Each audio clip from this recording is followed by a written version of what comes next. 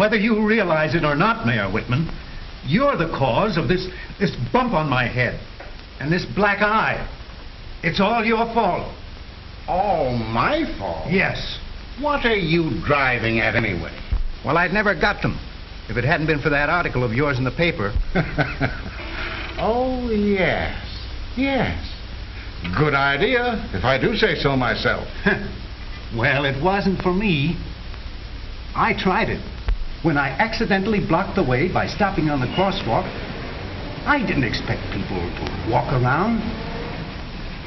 I got back where I belonged. I was considerate of pedestrians. I actually drove around puddles to avoid splashing them.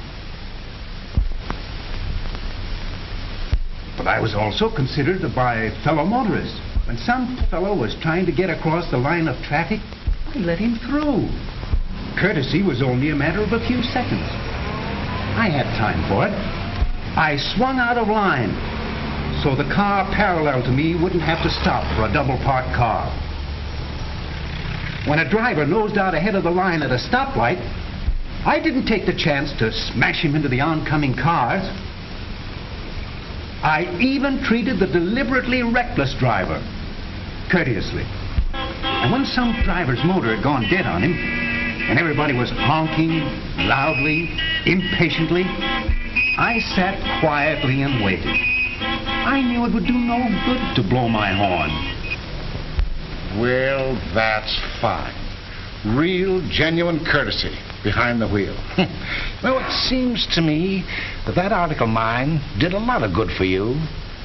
But for the life of me, I can't figure out how you got a black eye out of it. You haven't heard the whole story. In my automobile, I was a model of courtesy and politeness. That's true enough. But I guess the strain was too great for me. When I actually went out into polite society, I didn't have any courtesy left. I was all mixed up, completely turned about. I behaved like the average motorist in a traffic jam. You mean, in society, you did the things that a driver normally does in his automobile? Well, that's what it was, all right. For after that, I went to the theater.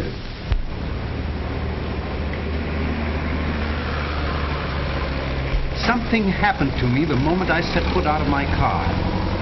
It was just as though I swelled up inside with my own importance.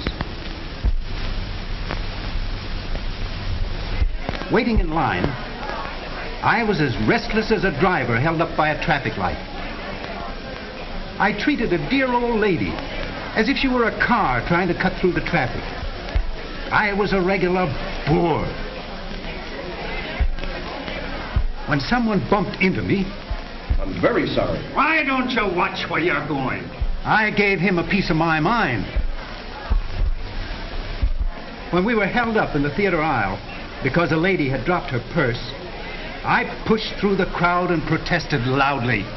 Come on, what's the holdup? Get going down there.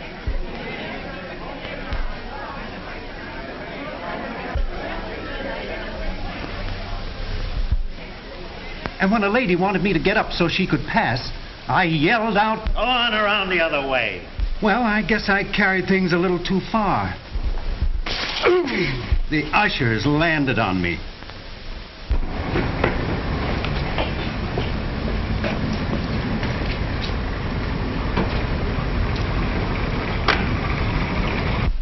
But in my car again, I was courtesy itself.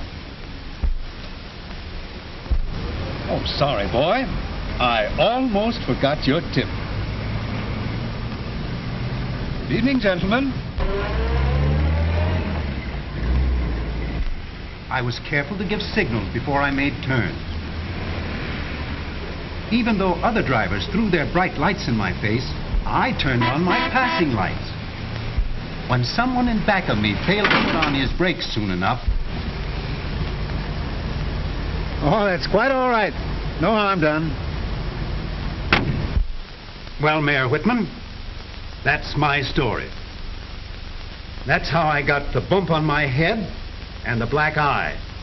And it's all on account of that idea of yours about taking society manners into the automobile I still think it's a good idea. Well, I don't.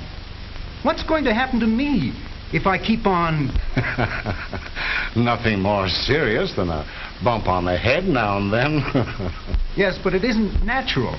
Discourtesy in polite society may shock people, but discourtesy behind the wheel of an automobile means real trouble.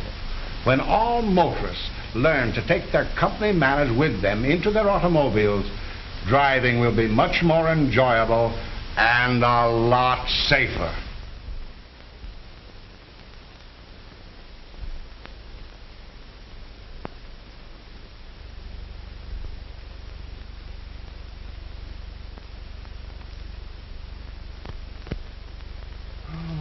Boy, oh boy, what a nightmare.